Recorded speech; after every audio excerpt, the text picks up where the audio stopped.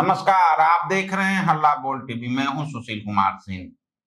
मुस्लिम से शादी कर माननीय बनने के फिराक में थे डीएसपी गौतम कुमार।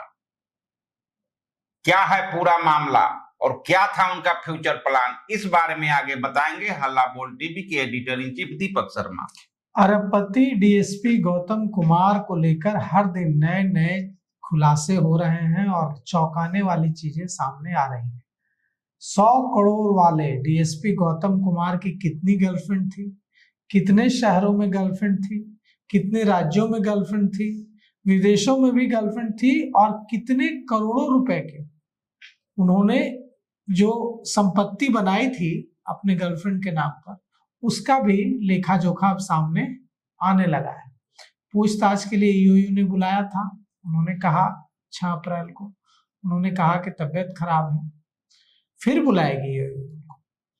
सस्पेंड तो कर दिए गए हैं। अगर जो जिस तरह की चीजें सामने आ रही हैं इस मामले में, अगर इसी तरह से खुलासे ऐसे आते रहे सामने, तो गौतम कुमार की गिरफ्तारी भी हो सकती है। देखिए, जिसका जिक्र आपने किया कि एक मुस्लिम से शादी करके माननीय बनने की कोशिश में थे, मतलब चुनाव लड़ने की कोशिश में थे, तो प्लान यही था।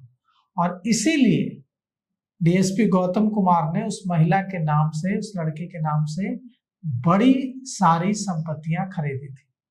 तो सस्पेंड किए जा चुके डीएसपी गौतम कुमार, जिन्होंने करप्शन करके 100 करोड़ से भी ज्यादा की संपत्ति बनाई और अपने गर्लफ्रेंड के नाम खरीदी, इस मामले की जांच ईओयू इकोनॉमिक ऑफेंस यूनिट कर रही है।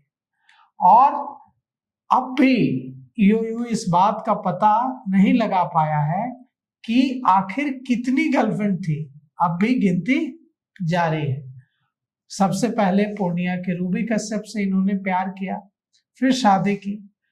अब जो खबर आ रही है कि चुनाव लड़ने का इरादा था और इसके लिए मुस्लिम गर्लफ्रेंड शगुफ्ता शमीम को ये राजनीति में आगे बढ़ने के लिए इस्तेमाल करने वाले थे। और शगुफ्ता शमीम जो इनकी मुस्लिम गर्लफ्रेंड थी, उसके लिए 7 महंगी जमीनों का प्लॉट इन्होंने खरीदा था। साथ ही साथ एक और मुस्लिम युवती से इनके संबंध का पता चला है, उसका नाम है बेचनी। बेचनी जो है इनके पटना स्थित आवास पर भी आती जाती थी या लाई जाती थी इनकी, और बेचनी के नाम से भी इन्होंने काफी संपत्ति खरीदी है।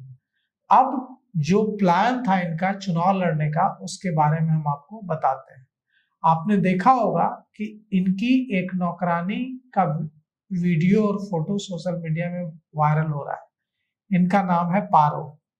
पारो थार कार के साथ वीडियो बनाकर सोशल मीडिया में डालती थी और कई जगहों पे कार्यक्रमों में भी कोट पहनकर, ये जो नौकरानी है पारो, कोट पहनकर डीएसपी गौतम कुमार के साथ कार्यक्रमों में शामिल होती थी।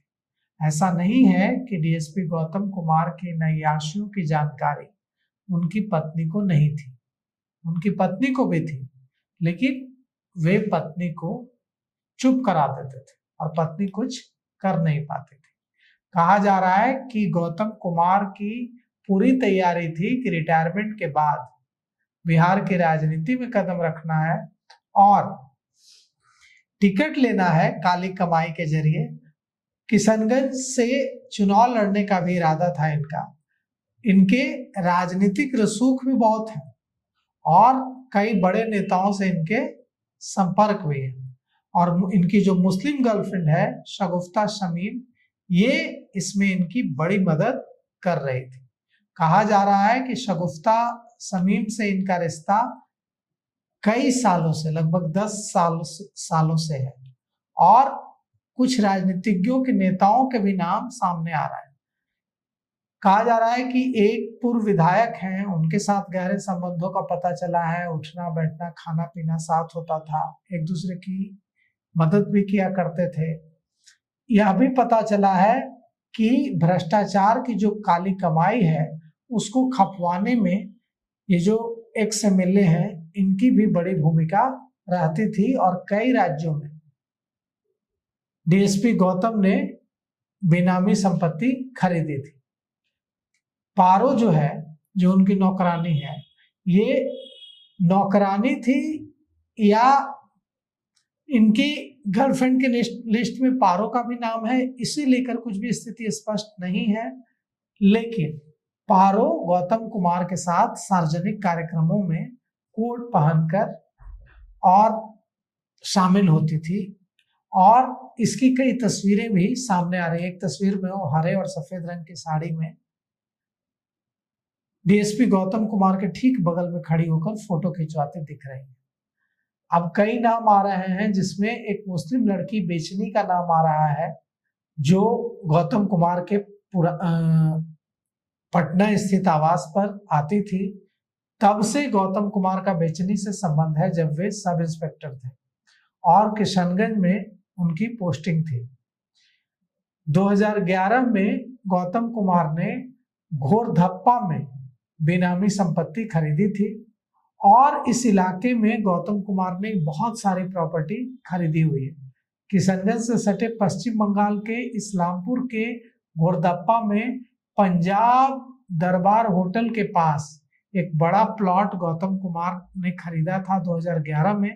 हालांकि पता नहीं बाद में क्या हुआ, इसके बाद उन्होंने वो प्लॉट बेच दिया। अब यह भी बात सामने आ रही है कि गौतम कुमार को जो सब इंस्पेक्टर की नौकरी मिली, दारोगा के रूप में बहाल हुए, इसमें उनके एडीएम मामा कृष्ण मोहन लाल की भी बड़ी भूमिका थी और 1994 में गौतम बिहार पुलिस में दारोगा बने। यह भी बात सामने आई है कि रूबी कश्यप के उनसे कैसे उनको प्यार हुआ और फिर लव मैरिज किया उन्होंने। अब यह भी बात है कि रूबी कश्यप शादी के बाद, जब रूबी कश्यप को पता चला कि गौतम के कई गर्लफ्रेंड हैं, कई महिलाओं से संबंध है, तो उन्होंने रूबी कश्यप ने विरोध भी किया। वो एक शिक्षिका है एक स्कूल में, लेकिन डीएसपी गौतम ने एक न सुनी और अपनी मनमानी करते रहे।